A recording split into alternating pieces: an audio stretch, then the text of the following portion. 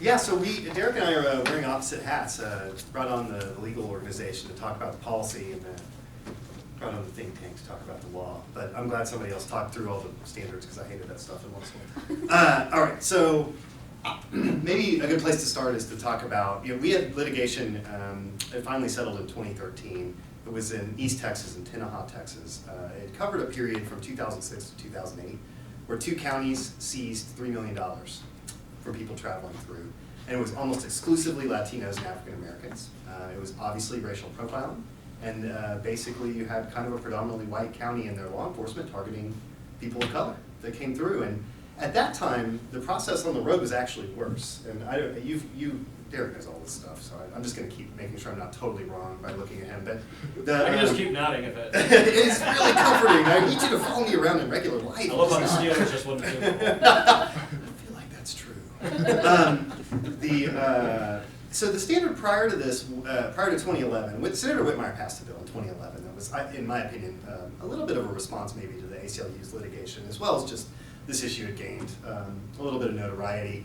That bill tried to kind of address a few different things, but one thing that you can't do anymore is that cops used to literally get you to sign away your rights, and you would say, like, I'm not even going to show up for my court case, just this is yours, it's forfeited. And so thankfully, Senator Whitmire and others passed this bill that at least says, the DA and the police can't conspire to have you literally signing away all your legal rights on the street. So things used to be worse. The other thing that it did, which I think is interesting because it hasn't come up in any of these bills, but it'd be something interesting to think about, is looking at the incentive problem and trying to just say that maybe all asset funds go to one place and then they're redispersed as grants, right? And then as Derek pointed out, it's a little bit tricky to describe policing for profit. I mean, I think the Tenaha case is policing for profit. Let's be clear. That was just straight up shaking people down as they went through East Texas. What we have now is not exactly that. So, I mean, I wouldn't call it policing for profit either, but I think it makes a lot of sense to just make there not be any motivation to be pulling people over and taking their stuff. So I think, one of the things that the Whitmire bill did was address, there was some effort to limit what you could spend the money on, right? And so you couldn't go like, you as an officer wouldn't get a raise if you busted somebody with a lot of cash in their car. Carly? Do you think that if all of the civil asset forfeiture or any forfeiture funds went into a certain account that was distributed unrelated to whoever got those forfeitures, would that reduce the incentive to use the federal law to work around if the local police department doesn't get to actually share that forfeit? I mean, that gets a little bit into the technical details of equitable sharing.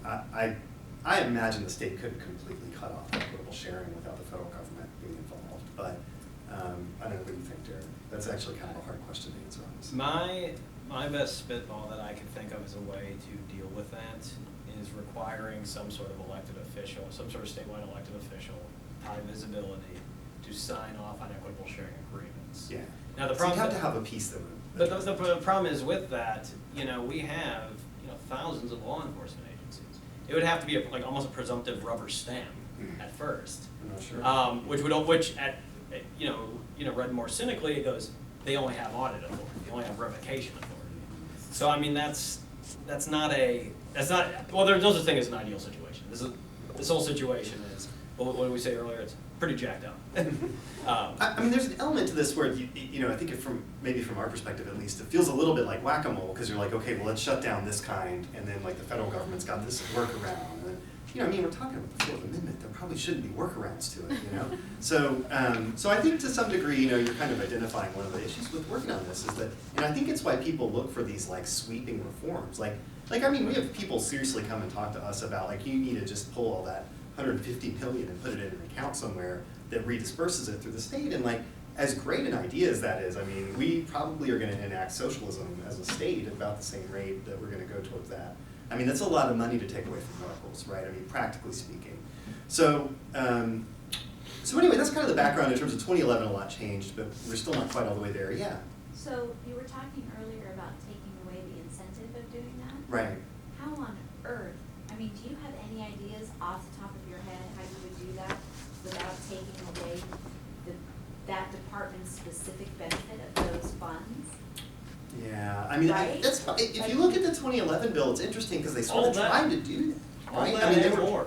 that's They're true. covered in our- Derek has a book that answers all these questions. Oh, but- good. Feel free to come and grab one. The 2011 bill lays out these things you can't spend it on, which is like, like I said, officers' raises, but also like parties and stuff. Margarita machine. And so that was like an effort to do that, to like, They improved that. to not take it away from the locals, but to like limit how much of an incentive there is. But it didn't really, I'm not sure it worked. I mean, Well, I think the finer point there is that it enumerates, I mean, fairly broadly too, it enumerates what these forfeiture, or funds from these accounts can be spent on. right.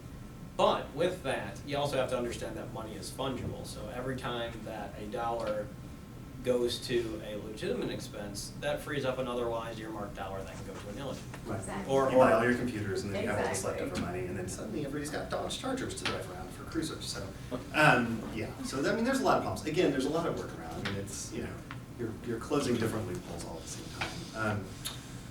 But what I was gonna so there's that background. I mean, I think it's important to know it really actually was a lot worse when the ACLU sued in 2011 as it ended up being. And so we have moved a little bit, and I think it's kind of important in the context of reforms to remember that it hasn't always, I mean, it was much worse in the 80s and since then than it is now. And I think we need to continue. It's useful, I think, at this building. And I'm going to transition into talking about how I would talk to legislators about this, because I think that's probably pretty useful for you all. I imagine that this is kind of a directed workshop where you all are going to be talking to legislators. And so there's a couple of things I would think about. The first is really tied into this point. Stuff happened in 2011. I wouldn't go around saying like, man, this state has always been a disaster and nobody's ever done anything. That makes people like Senator Whitmire feel like that what they did isn't useful.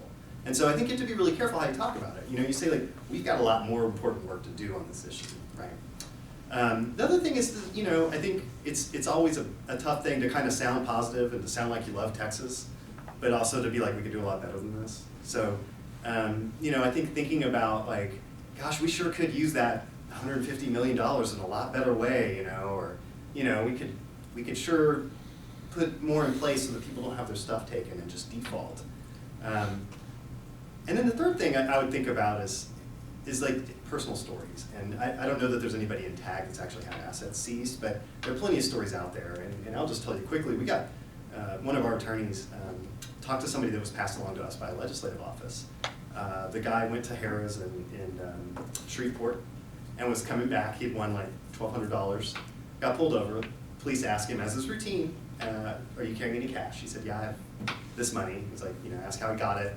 And the guy might have been nervous and might not have given a super great answer, one that maybe had led to, and they took it. So they kept his money. So he hired an attorney. The attorney was going to charge him $1,300 to get the $1,200 back. He fired that attorney.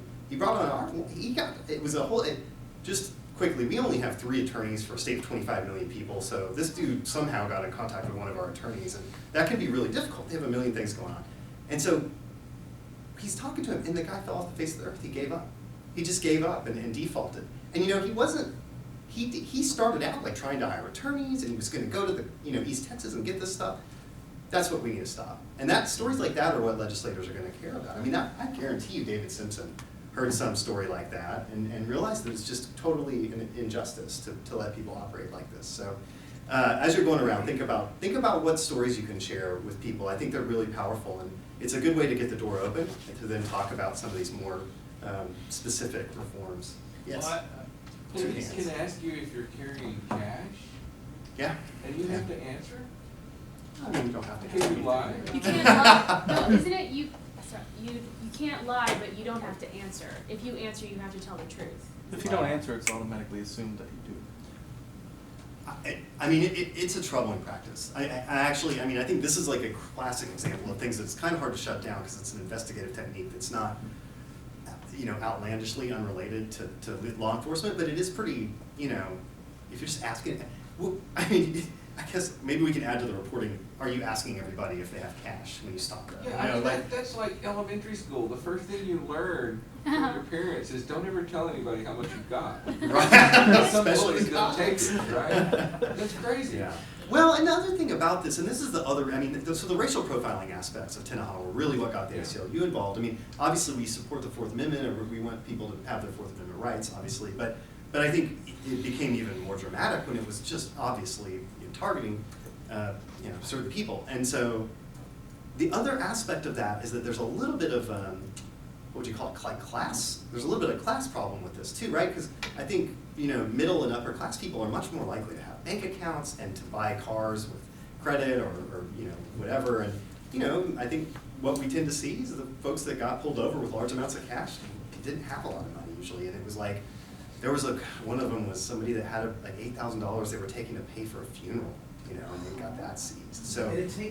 May I Go ask, ahead, from what I've read, it can be like a year-long process of fighting to get it back. And one thing I don't understand is, in a somewhat of a rational legal system, you're presumed innocent, right? So you can't, like the whole argumentum ad ignorantium, or you can't argue to a negative, you can't prove your innocence. And that seems like the foundation of going to a court to try to get your stuff back, is you're trying to prove your innocence. So can you speak to that? Because this whole thing just seems so backwards to me. Yeah, your $1,300 lawyer would love to make that claim.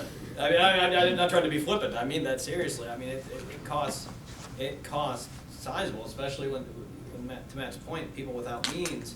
You physically can't do it, is what I'm saying. You rationally cannot prove your innocence. It's an impossibility. Oh yeah. That's the basis of law. That's think why we're presumed innocent. I can have $100 in my pocket, and you can make a claim or something, or take it, and then tell me to prove that that $100 was not being used for a criminal offense or anything, and it's impossible for me to prove my innocence, which is why the onus of proof is with the person with the positive knowledge that I'm doing something wrong. So how this whole process is completely irrational. I don't understand how we can even make it better. It doesn't make sense. So please, if you can, with your legal background, if you could just make it make sense to me. I don't get this forfeiture. I think I would take a step back and say Right. the part that doesn't make sense is trying to apply civil standards in the criminal context. I mean, what we really have here is like we have melded two kinds of law that don't fit. I mean, it's like this is the opposite of Reese's, right? This is the opposite of peanut butter and chocolate being great together. This is like cyanide and chocolate. So, I'll try. All right, so he likes cyanide chocolates. So yeah. I think the answer is that what we really, it's not a very good scheme. Legally speaking, it's a scheme that's super hard. I mean, it's hard to even explain how it works. I mean, that's, again, this is like so I would say the three things I said before are the most important. I mean, I would really try to have a story. I would try to stay as positive as possible. I would try to emphasize that this is a part of ongoing reforms. All those things are really important. The other thing is that, you may have to, you may have to kind of combat some of this, like, oh, we don't have civil asset forfeiture, because I mean that's literally going to be one of the talking points. And the problem is this area of law is super complicated because it's a kind of a disaster. It's kind of a bad plan. As But we if they have pointed out. forfeiture accounts, how do they not have civil forfeit? Because it's criminal The one- forfeiture. It's criminal. It's just in the criminal code. Just I do mean, a civil I standard. see. So saying civil, you're just. Well, The civil thing It's is a also very not- lawyerly way of describing it. It's a civil standard that is embodied, it is embedded in a criminal code, so it's technically criminal. But And if you look at the caption for all these bills, it's always criminal forfeiture, criminal forfeiture, criminal forfeiture, simply because of the section of code. don't be thrown by that. Same thing. Yeah. well, I mean, you say it's complicated, but I don't see how it's complicated. Criminal code, if you are not charged with the crime, your property has to be returned, right? I mean, that's, I know, I can't That's believe simple. any of That's a those super bills easy don't fix. Yeah. I That's mean, a- if like, people are even mention being that. charged with crimes Mhm.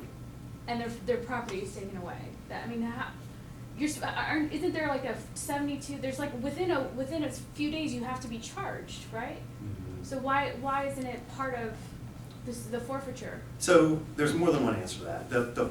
The kind of constitutional answer, the reason that we haven't had a case where that was changed by a court in some kind of finding is that, you have different protections when you're being threatened with being put in prison or jail versus if it's just your belongings, right? That's why you don't get an attorney. That's why there's not an attorney assigned to you. Your stuff is being taken, but you're not being incarcerated, and that's the Same line. family law. Yeah, yes, right. This occurs in other contexts as well. You don't get assigned an attorney for Class C misdemeanors like a traffic ticket, right? And that's because they're not going to put you in jail for it. But so that's one of the problems is that this stuff kind of falls into this gray area where there's like you're not actually going to be incarcerated, so they're not going to assign an attorney to you. At least constitutionally, they're not required to, I suppose. But you know, it's obviously a flawed process. From a policy perspective, it's horrible policy, right? What you really have is just certain people are being picked on to kind of add to the funding for any local law enforcement. And I think the other thing, so That's not profiting, right? yeah, you know, the more I talk about it, maybe Derek and I are not exactly in agreement on that. No, They're just breaking even, man. yeah, that's We're right. really breaking even. It's rent seeking. But the one other thing, and The I helicopter don't want to watch. spend a lot of time on this because I think it's kind of like whatever the opposite of empowering is. It's kind of unempowering to think about how there can be opposition in this building. But prosecutors and law enforcement are pretty committed to keeping this money, and the process for them works. And the prosecutors at the panel that Derek's group threw, they said something along the lines of like, you know, if people weren't guilty, they'd show up and it wouldn't be default. So I think it's important to acknowledge that like the reason we're not seeing bills that do what you're talking about, for example, that go further, is that kind of the opposition forces are pretty strong on this. And so people like Stevenson and Leach have kind of read the tea leaves and they're like, well, let's try to do this session, knowing it's not enough.